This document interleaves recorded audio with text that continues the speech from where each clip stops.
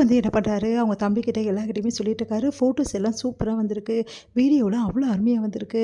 அப்படியே எல்லாருமே பார்த்து மெய்மறந்து போயிட்டாங்க. எல்லாருமே மெயில் அனுப்பிச்சிருக்காங்க. சூப்பரா வந்திருக்கு ஆட் ஷூட்டு அப்படின்னு சொல்லிட்டு அப்படின்றாங்க. அப்படியா? அப்படின்னோனே, சரி அந்த ஆட் ஷூட் வந்து இன்னைக்கு வரப்போகுது. எல்லாரும் பாருங்க அப்படின்னு சொல்லிட்டு சொல்றாங்க. அதன்படி அந்த ஆட் ஷூட் வருது. பார்த்தா அபியும் ராகும் அவ்வளோ அழகா இருக்காங்க. அப்படியே பார்த்துட்டு இவங்க 2 பேருக்கும் வந்து திசை சுத்தி போடணும். எவ்வளோ அழகா இருக்காங்க அப்படின்னு சொல்லிட்டு வீட்ல உள்ளவங்க எல்லாருமே பாராட்டுறாங்க. இத முரளி பார்க்குறாரு. பார்த்து செம்ம காண்டாவுறாரு. ச்சே! இந்த ஹேர் ஷூட் வந்து நடக்கக்கூடாதுன்னு சொல்லி லாவண்யா கிட்ட சொன்னோம். அந்த லாவண்யா சரியான வேஸ்ட்டா இருக்கா. இது கூட அவளால பண்ண முடியல. அப்படின்னு சொல்லிட்டு சுந்தரி கிட்ட செம்மையா புலம்புறாரு. சுந்தரி வந்து நான் கூட அந்த லாவண்யா ஏதாவது பண்ணுவான்னு தான் நெனச்சேன். இப்படி பண்ணிட்டாளே! இத வேற என் கண்குளிர நான் பார்க்கணுமா? இதில வேற அஞ்சலி வந்து ஏங்க பாருங்கங்க இப்படி இருக்காங்கன்னு சொல்லிட்டு அப்படின்னு சொல்லிட்டு ஒண்ணு ஒண்ணா காமிச்சிட்டு இருக்கா. எனக்கு வயிறாக எரியுது. என்னால இத தாங்கிக்கவே முடியாது. அபியும் ராகவும் இந்த மாரி ஜோடியாகவும் அதே மாரி இந்த மாரி இருக்கிறதையும் என்னால பார்க்க முடியலையே!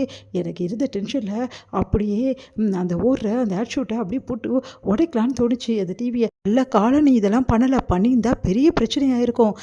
என்ன கிருஷ்ணா இப்படி பண்ணணும்னு நெனச்சிருக்க? வேற என்ன பண்றது? எனக்கு அவ்வளோ டென்ஷனா இருக்கு. என்னால தாங்கிக்கவே முடியல. எல்லாத்துக்கும் வச்சிருக்கேன். அந்த அபிக்கு சீக்கிரமாவே வீட்ட விட்டு போறதுக்கான ஏற்பாடு எல்லாம் பண்ணியிருக்கேன். இப்போ காதலர் தினத்தன்னைக்கு ப்ரப்போஸ் பண்ண போறான்ல ராகவ். ஆமா. அன்னைக்கு தானே இருக்கு கச்சேரி. என்ன சொல்றீங்க அத்த? ஆமா, நான் ஒரு பிளான் போட்டு வச்சிருக்கேன் அத்த. அதன்படி நடந்தா ஒண்ணும் பிரச்சனை இல்ல. அதே மாரி நானும் ஒரு பிளான் போட்டு வச்சிருக்கேன்.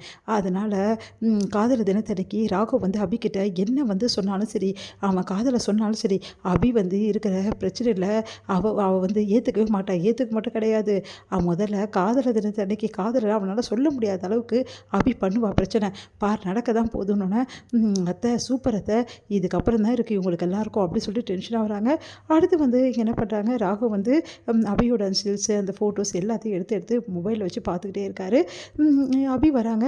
ஐயோ அபி வந்துட்டாலே சொல்லிட்டு மறைக்கிறாங்க. என்ன மறைக்கிறீங்க, காட்டுங்க என்கிட்ட அப்படின்றாங்க. அதெல்லாம் காட்ட முடியாதுப்பா அப்படின்றாரு. இங்கே பாருங்கள் இப்போ காட்ட போறீங்களா, ஏதோ ரசித்து பார்த்துட்டு இருந்தீங்களே. எனக்கு நல்லா தெரியும் லாவணியோட ஃபோட்டோ தானே. என்னது லாவணியோட ஃபோட்டோவா? பின்ன ஆஃபீஸில் அவங்க தானே இருக்காங்க. ஏன் நீ இல்லையா ஆஃபீஸில்? நம்ம ஃபோட்டோஸ் தான் எடுத்து பாரு அப்படின்னு பார்க்குறாங்க. பார்த்தா அவ்வளோ சூப்பராக இருக்குது. உண்மையிலேயே இந்த ஃபோட்டோஸ்லாம் பார்க்கும்போது ராகவ் கூட வாழலாமான் இருக்கு. ராகவ் கூட வாழ்க்கை ஃபுல்லாக இருக்கலாமான் இருக்கு. நான் இருக்க முடியுமா ராகவ் கூட அப்படின்னு சொல்லிட்டு அபி ஏங்க ஆரம்பிக்கிறாங்க. ராகவே பார்க்குறாங்க. உங்கள் கூடவே நான் இருக்கணும்னு நினைக்கிறேங்க. என்னால் முடியுமா? நான் என்ன மீறி உங்கள் மனசு ஃபுல்லாக நீங்கள் தாங்க இருக்கீங்க. அதை நான் உணர்ந்துட்டேன் அப்படின்னு சொல்லிட்டு அப்படியே ராகவே பார்க்குறாங்க. ராகவ் அபியை பார்க்குறாங்க. என்னாச்சு அபி அப்படின்னு சொல்லிட்டு கன்னத்தில் வந்து கை வைக்கிறாரு. நீங்கள் பாரு அபி, எப்போவுமே சரி நீயும் நானும் ஒன்றா இந்த ஃபோட்டோஸில் இருக்கிற மாதிரி தான் காலம் ஃபுல்லாக இருக்க போகிறோம் அப்படின்னு சொல்லிட்டு மனசுலேயே ராகவும் சொல்கிறாரு.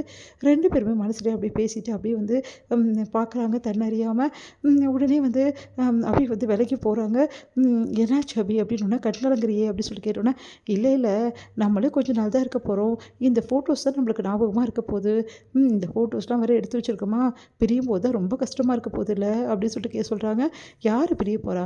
நீயும் நானும் என்றைக்குமே ஒன்றா தாண்டி இருப்போம். எப்படி பிரிவோம் அப்படின்னு சொல்லிட்டு மனசில் நினைக்கிறாரு நம்ம ராகவ். சரிங்க. ஆட் ஷூட் பத்தி வந்து ஓகே. இதுக்கப்புறமா என்ன நடக்கும்? என்ன நடக்கும்? இந்த ஆட் ஷூட்ல நம்ம பண்ணி குடுத்ததால நெறைய ப்ராஃபிட் கிடைச்சிருக்கு அபி. இதில கண்டிப்பா உன்னோட பங்கும் இருக்கு. இந்த ஆட் ஷூட்க்கு நீங்க நடிச்சு குடுத்ததுக்கு பேமெண்ட் தான் நீங்க குடுத்துட்டீங்கல்ல. மறுபடியும் என்ன பங்கு? அப்டின்னோனே, ஆட் ஷூட் நடிச்சு குடுத்தாலும் அத வந்து அவ்வளோ அழகா நடிச்சு குடுத்துருக்கல்ல. அதனால உனக்கும் ஒரு பங்கு குடுக்கலான்னு முடிவு பண்ணியிருக்கேன். அதனால தான் இந்தா செக் அப்டி சொல்லிட்டு எழுதி குடுக்குறாரு. உடனே வந்து அதெல்லாம் ஒண்ணும் வேணாம். நீங்க தான் பணம் குடுத்துட்டீங்க. எனக்கு அது போதும் அப்டின்றாங்க. இங்க பாரு நீ இல்ல யார் பண்ணியிருந்தாலும் இந்த அளவு ப்ராஃபிட் கிடைச்சிச்சுன்னா கண்டிப்பா நான் குடுத்துருப்பேன். அதனால தான் உனக்கு குடுக்குறேன் அப்டின்னோனே யோசிக்கிறாங்க அபி வாங்குறதுக்கு.